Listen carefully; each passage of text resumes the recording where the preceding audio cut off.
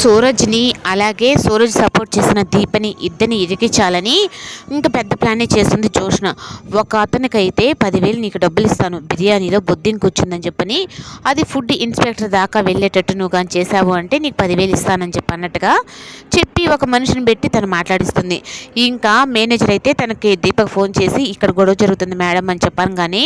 ఏం జరిగింది ఏంటంటే, ఏంటి మీరు చేయడం ఇలా బొద్దింకలు అవన్నీ పెట్టి ఇలా జనాలు మోసాలు చేయాలనుకుంటున్నారా అంటే, సరే ఫుడ్ ఇన్స్‌పెక్టర్‌కి ఫోన్ చేయకూడదా అని చెప్పని జోష్ అనే ఒక మాట అయితే తనకు చెప్తుంది. ఆల్రెడీ చేసేసాను మేడం, తను కూడా వస్తున్నాడంటే, ఇంకా ఫుడ్ ఇన్స్‌పెక్టర్ కూడా వచ్చిన తర్వాత ఇలా చేశాడని చెప్పనని వీళ్ళని కంపెనీని అంతా మూసేయండి అన్నట్టుగా చెప్పేటప్పటికి ఇంకా శివనారాయణ, కార్తీక్ అందరూ అక్కడికి వస్తారు. ఇంకా సూరజ్ అయితే చాలా తెలివిగా ఆ బిర్యానీలో బొద్దింకుంది అతనికైతే, నీతో నువ్వు చేసిన యాక్టింగ్‌కి నీకు ₹1,00,000 ఇచ్చినా తక్కువే అన్నట్టుగా మాట్లాడేసరికి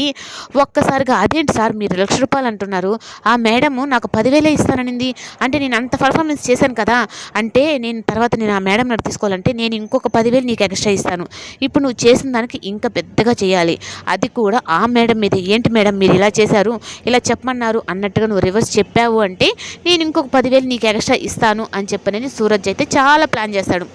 ఇంకా తను చెప్పినట్టుగానే అయ్యో సార్ ఈ మేడమే ఇలా చేయమందని చెప్పని జోష్న పరువే అక్కడ అందరి ముందు తీసేసి ఇంక తనేం చెప్తాడు అంటే, ఇంకా అలా చెప్పేసరికి ఇంక తను పోయి మళ్ళీ జోష్న మీదకే నెట్టేస్తాడు. సార్ నేను మీకు చెప్పినట్టే చేశాను కదా సార్, నాకు మిగతా డబ్బులు ఇవ్వండి సార్ అంటే, ఏంటి చెప్పిది, ఆవిడ చెప్పిందని ఒక దాని మీద ఒక ఫ్యాక్టరీ మీద ఇలాగా నువ్వు చేస్తావా, అది తప్పు కాదా, ఇప్పుడు నేను ఇదే పెట్టుకొని నిన్ను కేసు పెట్టానంటే నువ్వు పోయి జైల్లో కూర్చుంటావు, అది గుర్తుందంటే, అయ్యో అది పోయింది ఇది పోయింది, ఆ మేడం మీద 10,000 ఇస్తుందని నేను ఇలా చేస్తే మీరు ఇంకొక 10,000 ఇస్తారని చెప్పిన ఆశపడ్డందుకు నాకు ఇలాగే కావాలి, అయినా దీప మేడం క్షమించండి నేను ఇలా చేసిన దానికని చెప్పనని సారీ చెప్పి ఇంకా అక్కడి నుంచి అయితే వెళ్తాడు. ఇంకా దీప పరువు పోకుండా కాపాడినందుకు కార్తిక్ అయితే థ్యాంక్స్ బ్రో,